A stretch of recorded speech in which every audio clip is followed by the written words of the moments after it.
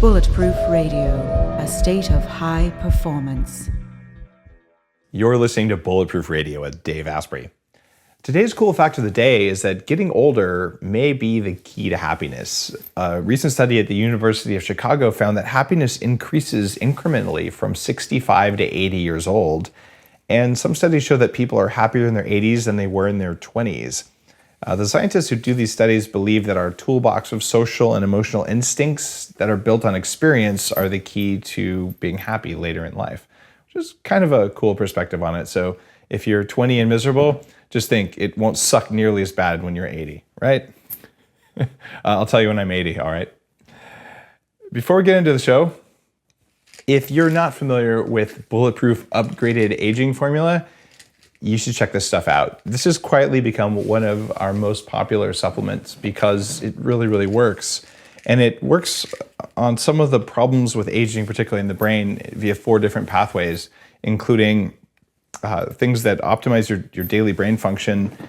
It regulates genetic expression similar to the way fasting does, which is really, really cool. So if you want to live longer, one thing you can do is fast regularly. You can also take things that mimic the genetic changes.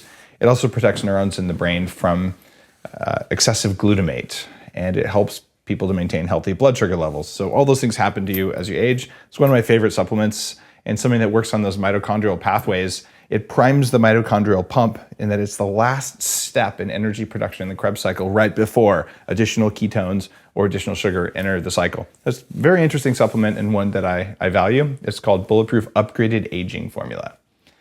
Now, today's guest is a friend, a guy I first met, probably 6-7 years ago over breakfast. I think we had some omelets in Mountain View, California. And this is none other than Aubrey de Grey. He's probably the most famous anti-aging guy out there, a biomedical gerontologist focused on regenerative medicine.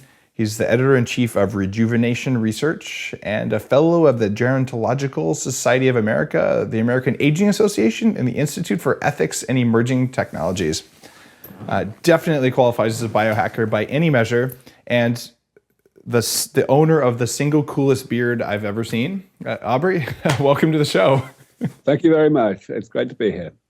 Your work on aging has been some of the most seminal work out there, where you talk about these 5 big causes of aging and what we could potentially do about them. What's your definition of aging today, like for listeners? Well, first of all, let me correct you. It's actually 7 causes. 7? Forgetfulness was one of those things I have. What's the definition of aging? It's actually a really simple definition. Aging is simply the accumulation of damage in the body that occurs, is created as a side effect, as a consequence of the body's normal operation. And the reason I like that definition is not just that it's mechanistic, but also that it emphasizes that aging is not really a phenomenon of biology. It's a phenomenon of physics. It's something that happens to any machine with moving parts, irrespective of whether that machine is alive. So it kind of demystifies aging. Aging is not a mystery. Aging is a simple thing. It's just the same in the human body, in essence, as it is in a car or an airplane. I absolutely love that definition. But you said in the normal course of living. What about damage that comes from things that are abnormal? Well, of course, the real question is, it's a very important question. Which of those two actually contributes more to the rate at which damage accumulates? And many people would like to believe that we can very substantially reduce the rate at which damage accumulates by doing a particular thing in terms of lifestyle, whether it's yoga or meditation or supplements or exercise or more sex or less sex or whatever. Right. But unfortunately, the evidence seems to be that these things only play a relatively minor role when compared to the things that we all have to do. The single biggest problem, the single thing that drives the greatest amount of accumulation of damage is breathing. And breathing is pretty much non-negotiable, really, So, the next one is probably transport of sugar, because of course that controls things like, diabetes and so on. And again, you've got to have sugar. So you can have less sugar or more sugar, but you're still going to have a certain amount, and your blood sugar levels are going to fluctuate a certain amount, and you're going to have the consequences of that. So this is the kind of reason why we've decided to kind of sidestep this question entirely and not focus on which are the major contributors to the creation of damage, but rather intervene one step later down the road and try to repair that damage after it's been created so that it doesn't really matter where it came from. That is an incredibly elegant answer that says, I don't care where it comes from, let's just fix it and help the body repair itself. So if you're looking at maintaining your race car, or let's just say your commuting car, right? You can change your oil and do your careful servicing intervals and drive it carefully and put the brakes on slowly and do everything. It'll go an extra 50,000 miles, or you could just replace the engine when it goes out, right? Yeah, I wouldn't quite like to say that it's an either or. I think that yes. Preventative maintenance comes in many forms, even for a relatively simple machine like a car. But we certainly do see, of course, by the existence of cars that are more than 100 years old, that with sufficient work, with sufficiently comprehensive preventative maintenance, the healthy longevity of the machine can be extended arbitrarily long. These cars, obviously, they were not designed to last 100 years. They were designed to last maybe 10 or 15 years. So we share that perspective, and I probably am a little more biased towards, well, let me see what I can do to extend the useful service life before I need to replace parts. And before you go on, Don't get me wrong. I absolutely think that lifestyle optimization is a good thing, simply because, if apart from anything else, we just don't have these therapies yet. Okay, we're in full agreement on that one. I'd rather just eat cake all the time and just replace bad mitochondria that come as a result of that. I just don't know how yet, so I'm not going to eat the cake, right? Okay. Let's talk about those 7 things, because that is, and I say this having run the Silicon Valley Health Institute. You came and spoke there many years ago. In fact, that was actually the first time I met you, now that I think about it, before we had breakfast. But I look at what impact that's had on the world, that perspective. And I think it's actually been very far reaching in like the American Academy of Anti-Aging Medicine and all. So walk me through the 7 things that are happening that are messing us up. So, first of all, I want to start that answer by emphasizing that there are actually far more than 7 things. There are many, many, many things. The 7 comes from the classification of those things. Mm-hmm. So first of all, I want to describe what the motivation for having a classification at all is.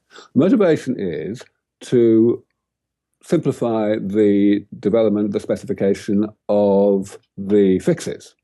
So the idea of this classification is that for each of the categories, there is one generic approach to repair of that type of damage. Something that may be differing in its details from one example within the category to another, but only in the details.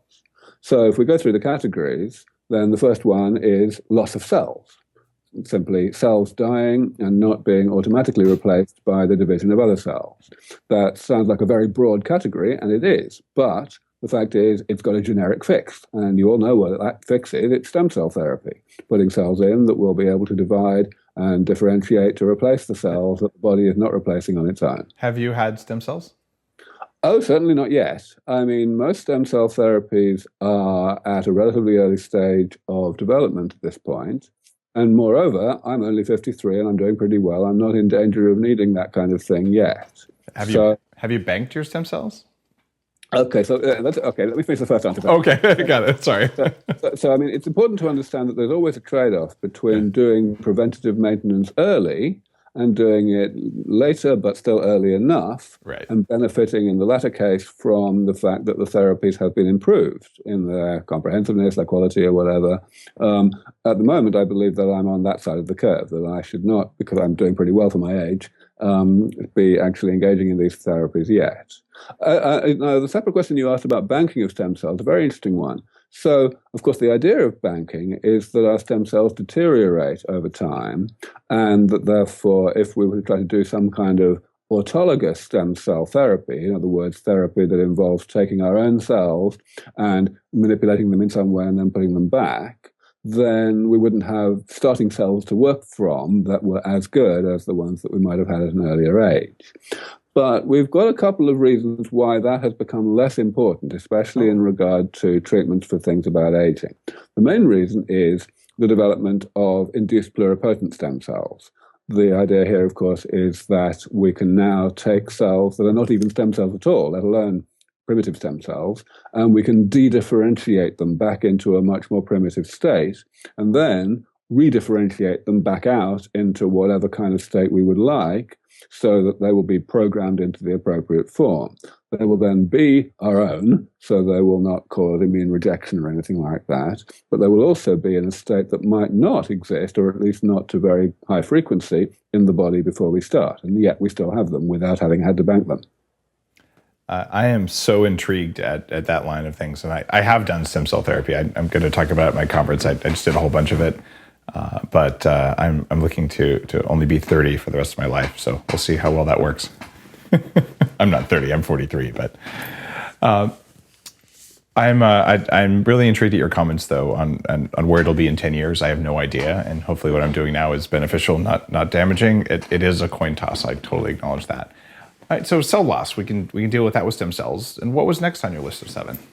So, yeah, I could deal with the next 2 in kind of jointly, because they're both the opposite of cell loss, having too many cells rather than too few. Okay. The reason there are 2 categories is because there are 2 different ways in which we end up having too many cells, and depending on which way, the therapy is different. So I'm coming back again to the reason for the classification. So one way is cells dividing when they're not supposed to, and that, of course, is more or less the definition of cancer. People have had plenty of ideas about how to deal with cancer, and I think they're going pretty well at the moment, I guess, especially over the past few years. There's been huge breakthroughs in cancer immunotherapy, which is looking very promising. We at SENS Research Foundation are pursuing a rather more ambitious and rather more innovative approach that involves controlling the ability of cells to extend their telomeres, the ends of the chromosomes. This is not a new idea exactly. It's something that's been pursued by other groups, especially by a company named Geron, but we are proposing to do it in a much more comprehensive and hard-hitting kind of way, which we believe is necessary in order to really defeat cancer. It's very elaborate, the approach that we're taking, and we hope to goodness that we're not actually going to need to do it, because something else that's simpler will work well enough. But we're not betting on that, and that's why we are pursuing this very much more aggressive approach. So the second type of way in which you can have too many cells is when, instead of cells dividing when they're not supposed to, instead they don't die when they are supposed to. That's a little more counterintuitive. Most people don't think in terms of cells having, being supposed to die in any circumstance. But actually there are circumstances in the body where that's the case. The most important one, the most high-profile one, so to speak, is the immune system, where when you get an infection, a very tiny proportion of our white blood cells expand like crazy, divide like crazy for a while in order to be populous enough to eliminate the infection. And when the infection is eliminated, they almost all die, and just a small residual population of what are called memory cells remain, so as to be able to respond much more rapidly if you get the same infection again. And that's all very nice. But unfortunately, there are certain infections that hang around in the body. Rather than being completely eliminated, they become latent and they reactivate every so often. When that happens, you get the rather unfortunate cycling of the same cells expanding and dying and expanding and dying. And eventually, probably for anti-cancer reasons, the cells just stop. They just start refusing to go through that cycle. The problem is that they refuse at the expanded end. In other words, you end up with cells that should be responding to signals telling them to die, and they no longer do respond. So you have too many of them, and that inhibits the ability of other cells to divide to respond to new infections. So that's an example where we need to get rid of cells. There are other examples of what I call death-resistant cells. And the way to get rid of these things, there are various people around, and it's quite high profile now, trying to use small molecules, pharmacological approaches to kill these cells. And there are some tentatively promising results. I'm certainly following that work very closely. We're not sure that that's going to pan out to a sufficient extent to really solve the problem. And so we're pursuing a rather more rationally designed, shall we say, approach involving genetics, involving suicide gene therapy. Yeah. Okay. So there's something that's a relatively routine tool in the lab, but it's not really yet used in the clinic. It's called suicide gene therapy. And what that is you use engineered viruses, just as in any other gene therapy, to deliver DNA to cells. But weirdly, what you deliver is a gene that kills the cells. And the reason this makes sense is because you arrange that the gene will not actually be expressed, the protein that's toxic will not be constructed, unless the cell gets into a particular state where you want it to die. So this is a way of essentially overriding the death resistance of these cells. Are they death resistant to just high amounts of oxidative stress? Like, couldn't you just... They are resistant to that, but most cells are resistant to that, fairly resistant anyway. The real problem is that these cells are resistant to signaling, to actually the signals that would normally get them to turn on a cell suicide process of their own. It no longer works. Okay. All right, that's three types of damage so far. Right. So we've done, the three I've mentioned so far are all about cell number, having too few or too many. The rest is at the molecular level rather than the cellular level. And two of the remaining four are within the cell, inside the cell. First one is mitochondrial mutations. So the mitochondrion, of course, is, as they call the power plant of the cell, the place that does the chemistry of breathing. The mitochondria have their own DNA, which is the only part of the cell that does, that's outside the nucleus. And that DNA, for various reasons, it accumulates mutations much faster, far faster than the nuclear DNA. So it's generally believed there's plenty of, albeit somewhat circumstantial evidence, and we don't really know the mechanism yet, but there's plenty of good evidence that the accumulation of mitochondrial mutations contributes to various aspects of aging.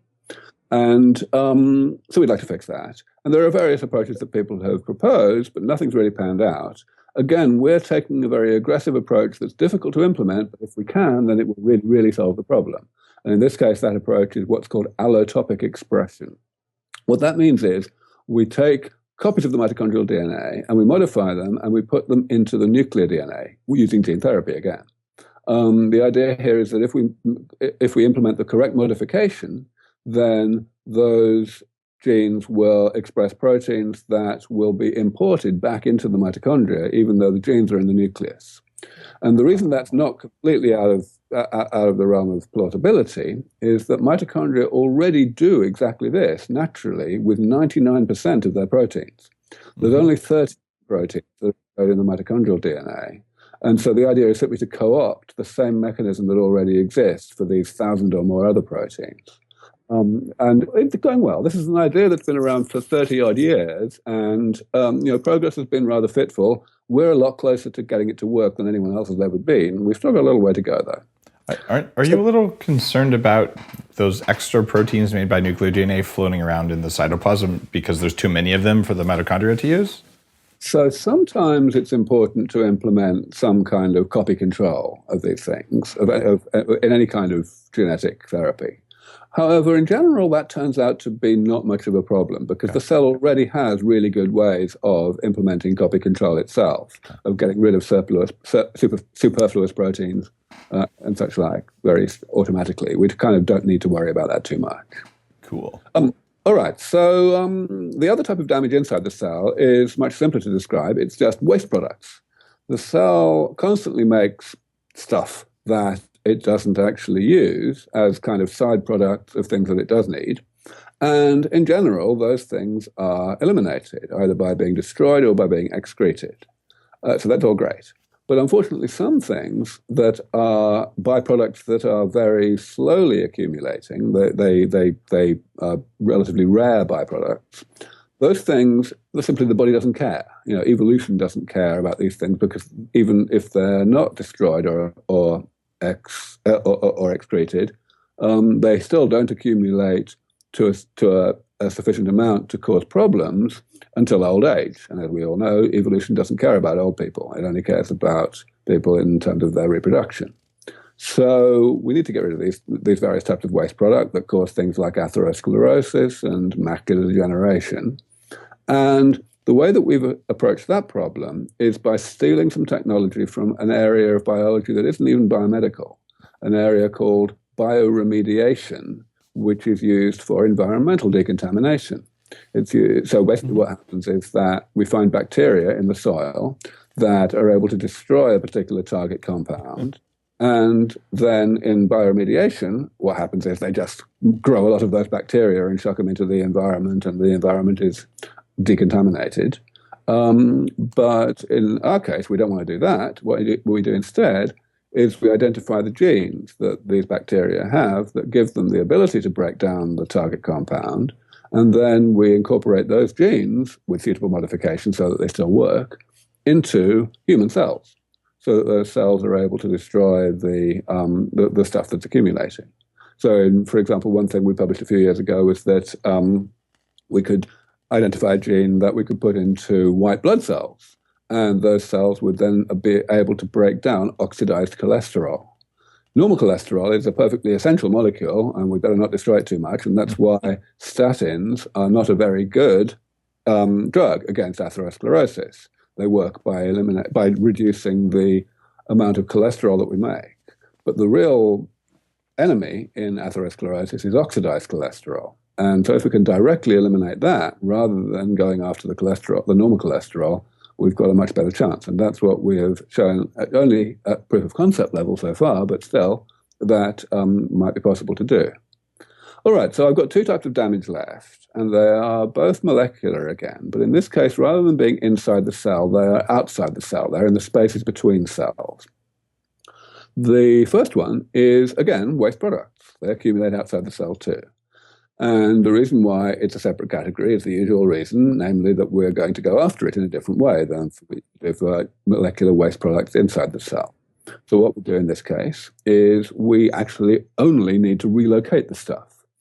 Outside the cell, the natural machinery that exists for getting rid of stuff, for breaking it down and so on, is very primitive, very much more restricted and less powerful than anything that exists inside the cell. Which means that stuff accumulates there, outside the cell, which would not accumulate. It would be naturally destroyed if it were just inside the cell. So all we have to do is make that happen. And it turns out that that's not so hard. You can vaccinate against stuff that you want to get rid of, and the immune system will engulf it. It will get it inside the cell. And after that, it's pretty much toast.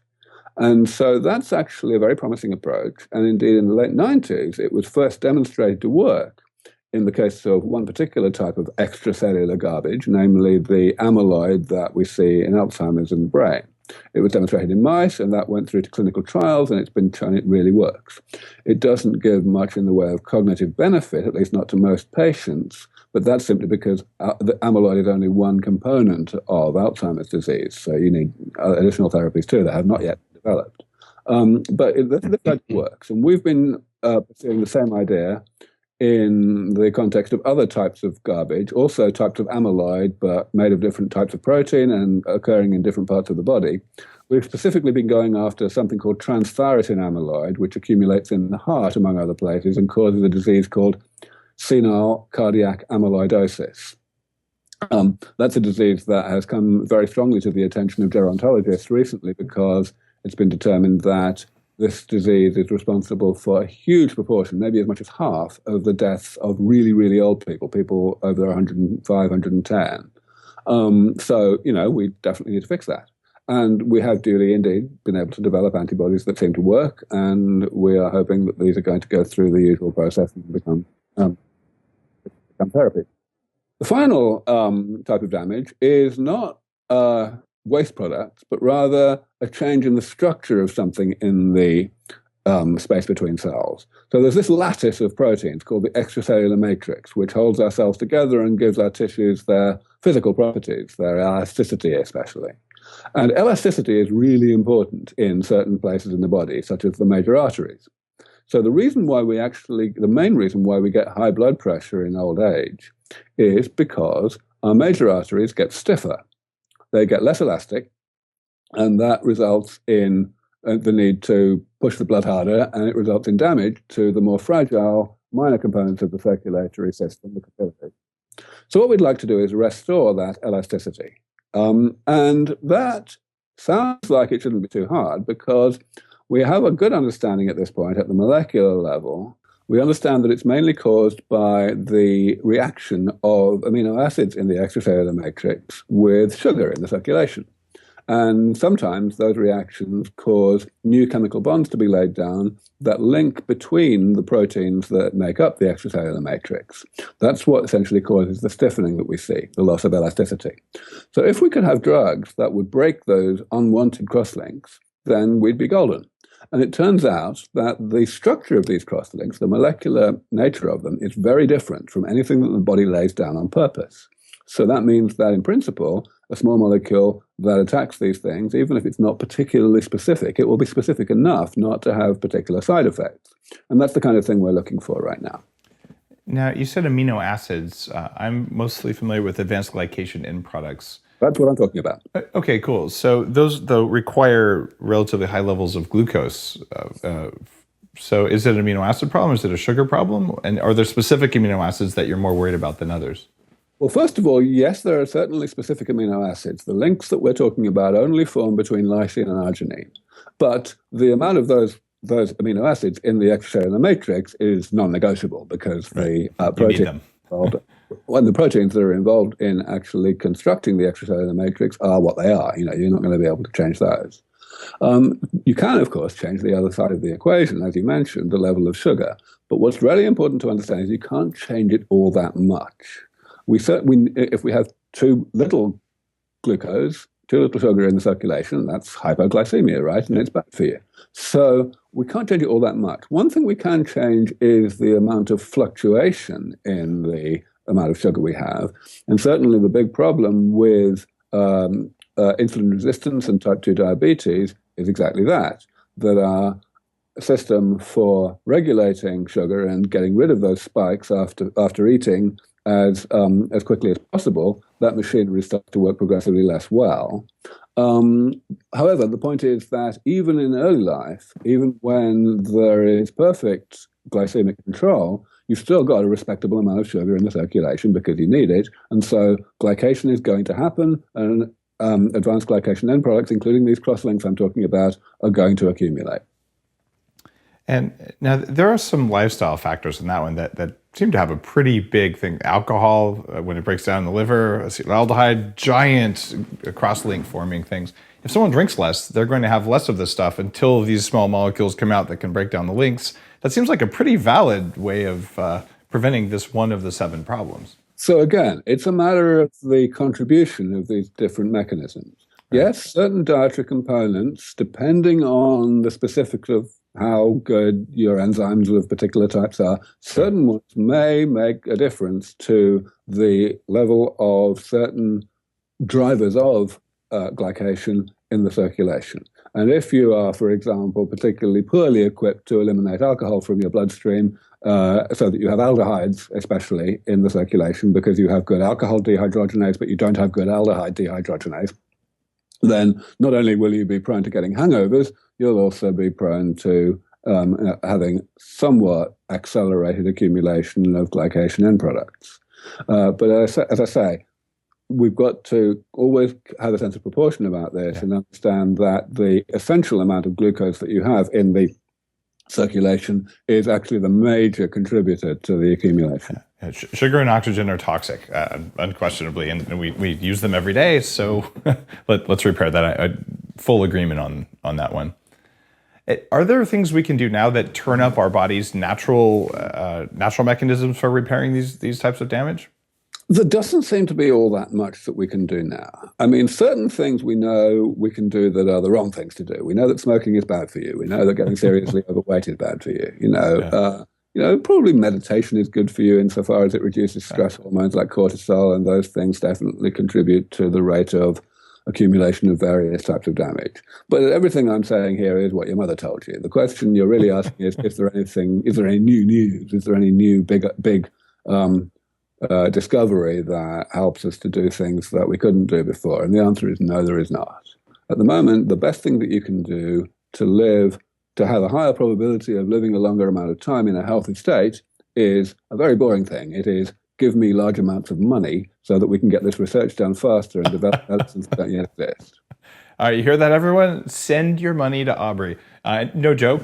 If you are in a position to make nonprofit donations and you like this aggressive hacking of aging, Aubrey is the man. Like seriously, the SENS Foundation is worthy of your support. It sounds like a joke, but no, it's not. It's the actual truth. Yeah, and I mean, anyone who's listened to this much of the interview understands.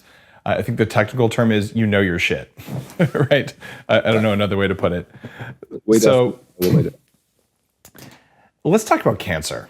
I've been talking with Dominic D'Agostino, looking at the mitochondrial parts of cancer. I'm working on a book on mitochondria right now, not a cancer-specific book. And we're seeing huge changes in when you use hyperbaric oxygen and you change the mitochondrial biogenesis, all these crazy things. What's your take on cancer? It seems like one of those things that's bad for aging, but give me the Aubrey de Grey cancer story. Well, okay, so first of all, I think that the appropriate way to classify cancer is to say that it is part of aging. It's a part of aging that is essentially antagonistic to the rest of aging in the sense that it is a phenomenon of excessive regeneration, if you like, of too much cell division, where many other parts of aging are alleviated by more cell division, by more stem cells, things like that. And a lot of the way that the body allows us to live as long as we do is because of finding a good trade-off between those two things. Perhaps dampening down our ability to have good regeneration, especially late in life, as a way of also dampening down the ability of cancer cells to divide rapidly and kill us that way instead. So then I guess the real question falls into two parts. There are various theories about how we might prevent cancer from getting going. In other words, just lowering levels of mutations, things like that. And then there are various theories about how we might eliminate cancer or control cancer after it's got going, after it's been diagnosed and so on. We at SENS Research Foundation, as with all the other aspects of age-related ill health, we tend to be focused on the latter, on rejuvenation and repair. But our approach to combating cancer is a little off the beaten track of most of what we do. Rather than simple repair, simple restoration of the structure of how the body was at an earlier age, we want instead to effectively put a time bomb into cells, but to eliminate their ability to divide indefinitely by eliminating the genetic capacity that they have to extend the ends of their chromosomes. The idea here is based on a discovery made way back in the early 1970s, or rather an insight that was made, which is that the way in which DNA replicates it's only been evolved once. All DNA polymerases have a lot in common. And it works in a way that is unable to replicate the ends of a linear DNA molecule completely. So whenever a cell divides and its DNA is replicated, the ends of the chromosomes get shorter. And that can't go on indefinitely. Eventually, things start going wrong. Of course, the obvious thing is you eventually start losing important genetic information. Actually, things go wrong much sooner than that. They go wrong when you've just lost a little bit of DNA, because that impedes the ability of the cell to recognize the difference between, on the one hand, the end of the chromosome, and on the other hand, a broken chromosome, which happens all the time. Chromosomes have to be repaired after being broken constantly, and it'd be very bad if that same machinery recognized the ends of two chromosomes and thought they were a broken chromosome and joined them together end to end. So yeah, that's why these special sequences called telomeres exist at the end of the chromosome. And we are interested in ensuring that cells in cancer can't do what I just said, can't extend the ends of the chromosomes and maintain their telomeres. If they can't, then eventually, after dividing quite a bit, but way before the cancer has grown big enough to kill us, then these things like joining chromosomes end to end will start happening, and the cells will just divide themselves into oblivion. And so we're trying to stop that from happening. It's such an elegant way of hacking the problem. I'm a computer science guy, and you look at how you disrupt systems, and that is very different than the typical thing you hear. I am still intrigued by looking at the mitochondrial effects of cancer, and I believe there's probably some hacks you can do to your mitochondrial function. which ought to have profound anti-cancer effects. But people have been definitely pretty excited about, for example, stimulating mitochondrial activity as a way to eliminate what's called the Warburg effect, the deliberate suppression of mitochondrial activity in cancer. But it's not yet clear that that would be a really decisive therapy. The thing is that cancers are awfully clever at figuring out how to evade what we do. And in order to really get rid of a cancer, you have to do something that's so hard-hitting that even the trillion cells in a clinically relevant cancer can't find a way out of it. So, if you look at the mitochondrial thing, for example, supposing you have some drug that stimulates mitochondrial function, if the cancer can figure out how to break down the drug or to stop the drug from getting into the cell in the first place, or even just suppress mitochondrial activity harder so that the drug is essentially outrun. All of these things are possible. Definitely cancer will fight back. I suspect the final answer will be many different therapies all at once rather than just one. Although the one you're talking about, if that works, that seems very decisive. I like that. I like that thought. That's really cool.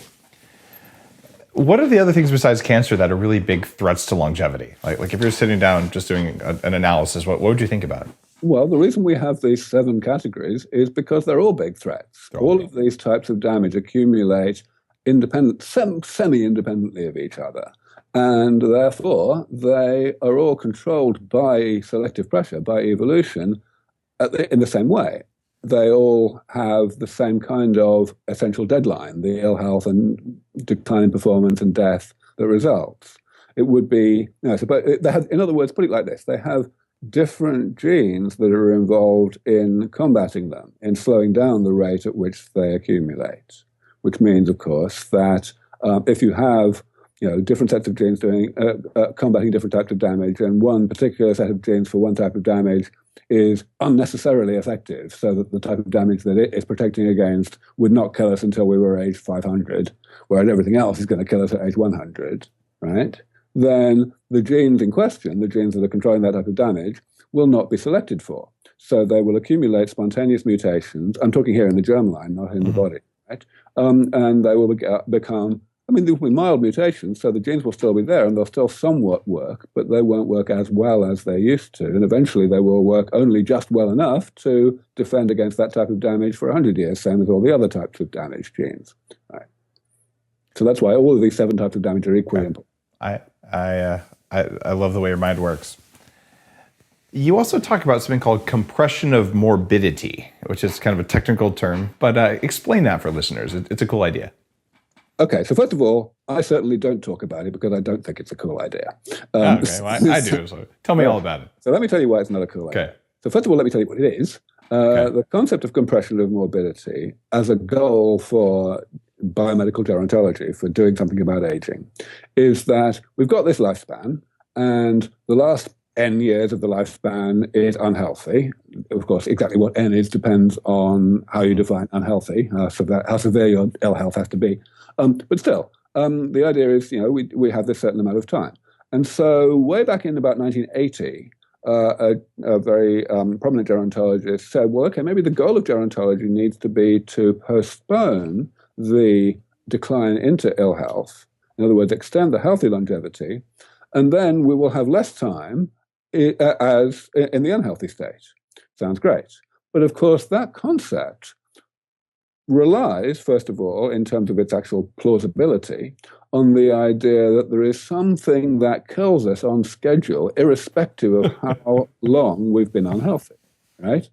That somehow if you delay the onset of ill health, then the ill health will become more severe at a more rapid rate than it would if you didn't delay it. And there's absolutely no reason whatsoever to think that that's the case, right? If you can delay the beginning of ill health, then it's probably going to proceed at the normal rate. Secondly, we have to ask ourselves, do we really want compression of morbidity? If you think about it, the ultimate limit of compressing morbidity is that you live to 100 in the same kind of mental and physical state that you were when you were 30, and then suddenly one day you don't wake up. Now, the thing is that, in general, if you ask people whether they want to die anytime really soon, then their answer may depend substantially on how healthy they are, but it won't depend in the slightest on how long ago they were born. So if we want to be non-ageist about this, if we don't want to discriminate against people who were born a long time ago, then really we shouldn't be thinking in terms of compression or morbidity, which at all. We should only be thinking in terms of postponement of morbidity. Now, the final thing I want to say on this is the really good news, which is that when we postpone morbidity, we're giving people an extra amount of life, but then they're going to fall into ill health anyway, right? Except if before they fall into ill health, we postpone their morbidity again a little bit more, right? If we can continue, if we can find therapies that, let's say, keep people healthy for an extra 5 years, we've got 5 years to figure out what to do next. Now, 5 years isn't very long, so we might not figure it out. But supposing we have a bunch of therapies which we can apply that extend people's life by 30 years, healthy life, right? Yeah. 30 years is a long time to figure out what to do next. And 30 years is the kind of amount of time that I believe the panel of therapies I've outlined to you earlier on in the interview are likely to give us. Which means that I think that once we get them, we will have solved all the problem that we need to solve. We will have 30 years to figure out SENS 2.0, so to speak. And I don't know what SENS 2.0 is going to look like. I don't know exactly anyway. Sure. Fairly sure that we won't end up needing additional categories, but we may certainly end up needing additional examples within the categories. So there may be complications. But the thing is, 30 years is such a long time in any technology, including medicine, that we're very, very likely to get there in time. And of course, after that, we may have got someone out to being 150 before they get sick. That means we've got another 50 years or whatever to figure out. So this is the thing that I've called longevity escape velocity. And it's the thing that gets me into the most trouble with scientists, because, of course, it's not science. This is technology I'm talking about. When you're talking science, you can have a sensible discussion about SENS 1.0, about the feasibility of these various things that we're already working on. But you can't have a discussion about SENS 2.0 because we don't know what it's going to look like. We don't even have a proposal yet. Yeah. From a scientific point of view, that means we shouldn't even talk about it. From a technological point of view, on the other hand, it means we should talk about it. We should be asking ourselves questions about the likelihood of delivering this rate of improvement. And we should answer those questions by looking at the kinds of rates at which other technologies have improved following the decisive initial breakthrough. I spend a good amount of time with Peter Diamandis and looking at exponential technologies. I think you do too, or at least you're connected through the university, Singularity University, right? And unquestionably, like I look back, I'm the first person to have done e-commerce, like the first product sold over the internet. I didn't plan it this way, but it was actually the version 1.0 of the T-shirt I'm wearing now with a trimethylxanthine, i.e. caffeine molecule in it. And you look at like how the world's changed in 30 years, of course stuff's going to happen. But the reason I was laughing so much about your brutal takedown of the compression morbidity is that I love to talk about the compression morbidity because people still think they're going to die.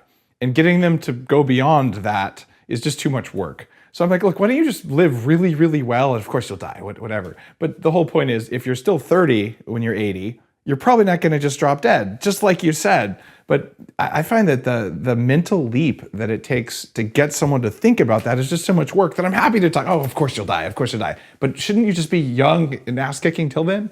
And to be honest, Dave, I think you're right. I think that it's vital to convince people to support this work. And I'm perfectly fine convincing them by arguments that I don't believe. But the thing is that I'm not very good at delivering arguments that I don't believe. So I'd rather you did it instead.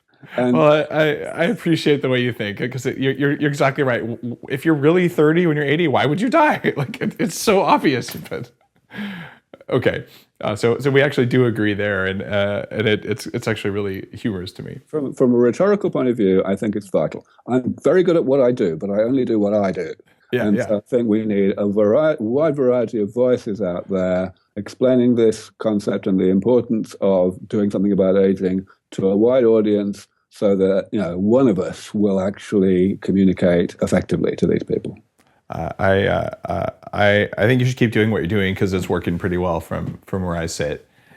Let's talk about the other big question that comes up, and I've been kind of public saying, look, I think 180 is a reasonable age for me to live. And that's because I started out with crappy mitochondria. I used to be obese. Like I have all sorts of risk factors. But I'm like, I think I can pull off 180. And maybe I'm wrong, in which case I'll be dead and it's okay. So people say that either that's unnatural or it's an ethical thing. Like I'm somehow stealing from someone else. What's your take on the ethics of immortality?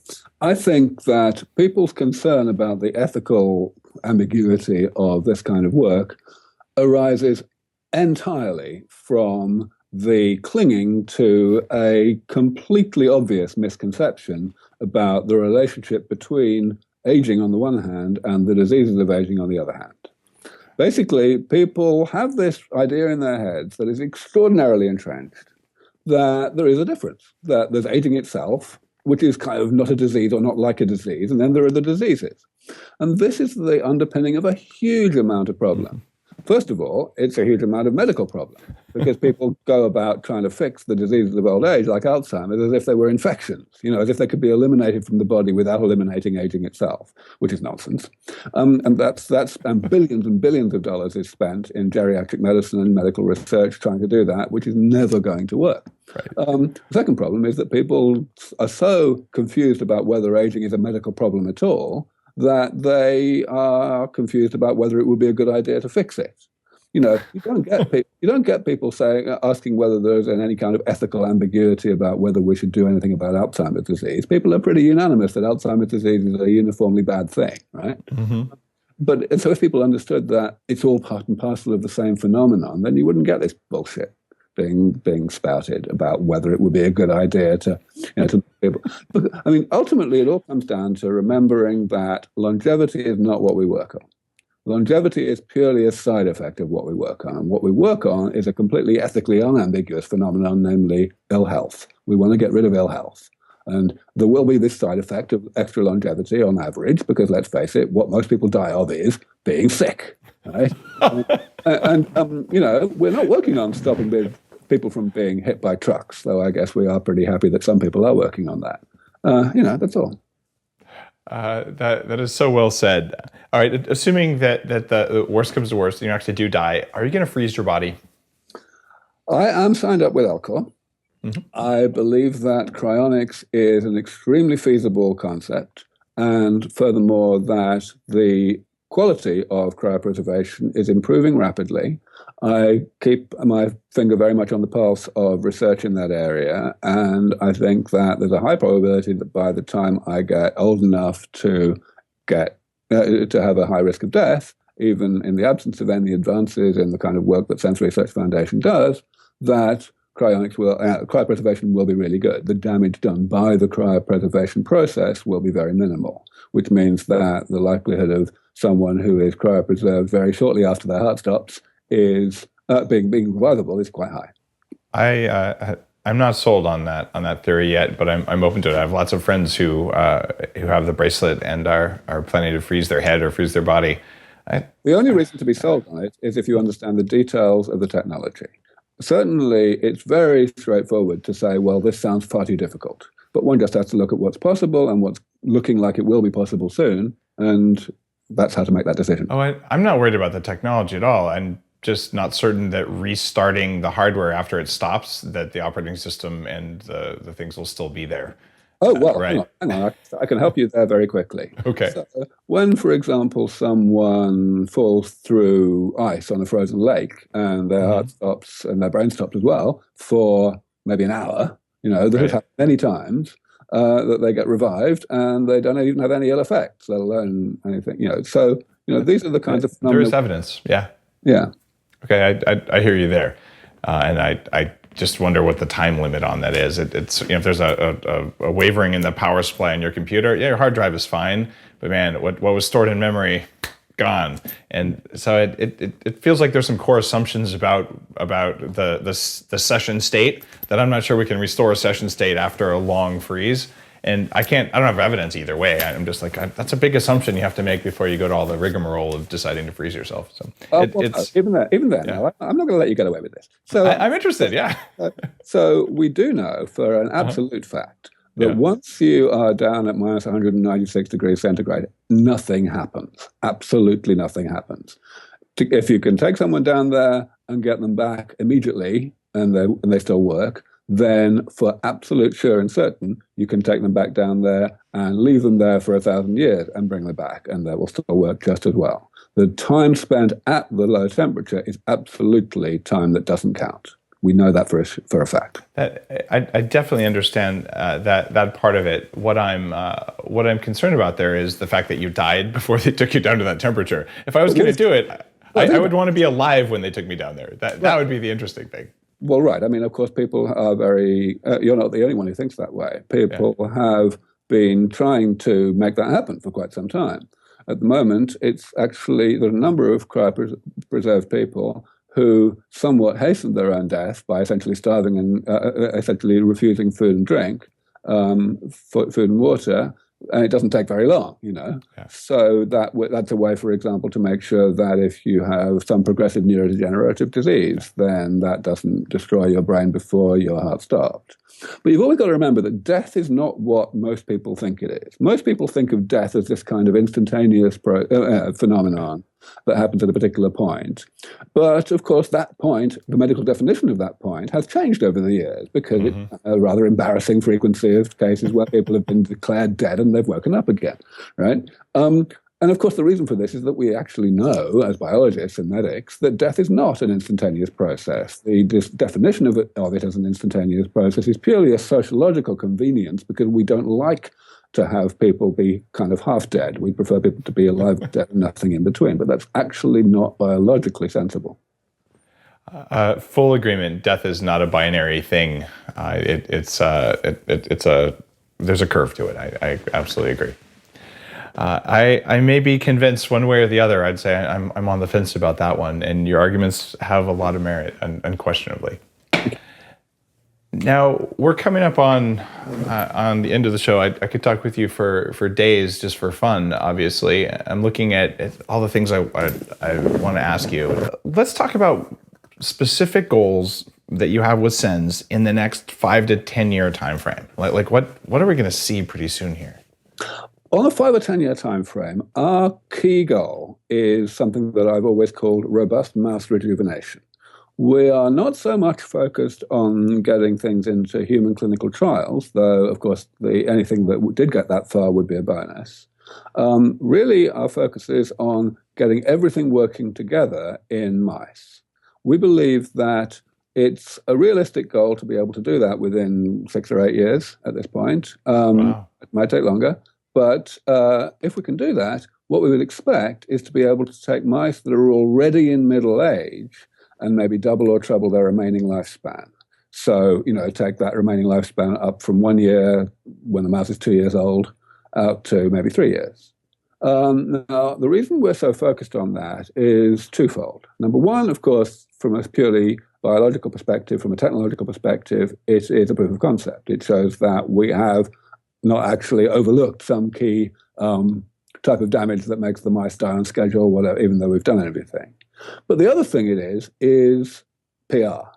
It shows the world that this is for real. Yeah. And I've always believed that kind of dramatic result is what's going to be necessary to overcome this thing that I've always called the pro-aging trance, this irrational clinging to questions like whether there are ethical ambiguities about doing anything about aging and so on. When you get the mouse to live 3 times its normal lifespan, and you can do it 3 or 4 times, like this is a cracked code. We know how to do this.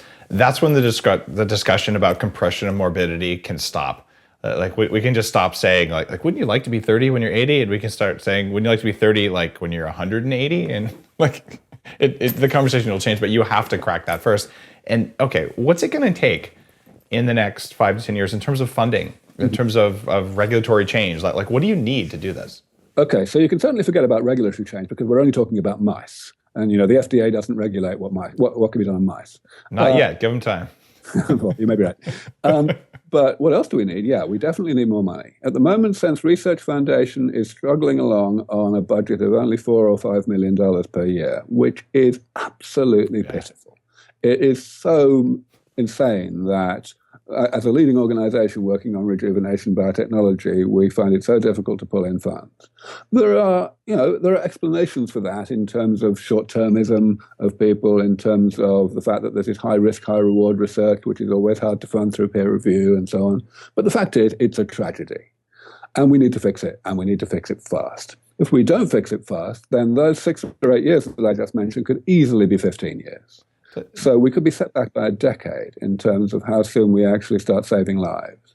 And that's, 10 years is 500 million lives that we'd be talking about, because you've got more than 100,000 people every day dying of aging one way or another, right? That's the most astronomical amount of suffering. So yes, we definitely need, I think we could probably speed up the research by a factor of 2 or 3 if we had, let's say, 10 times more money, just one more digit on the end of our budget.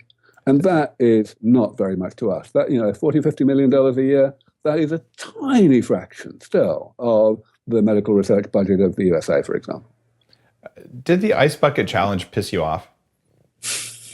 I think that there is room for every kind of promotion, of fundraising for this work. I don't care how the money is gained.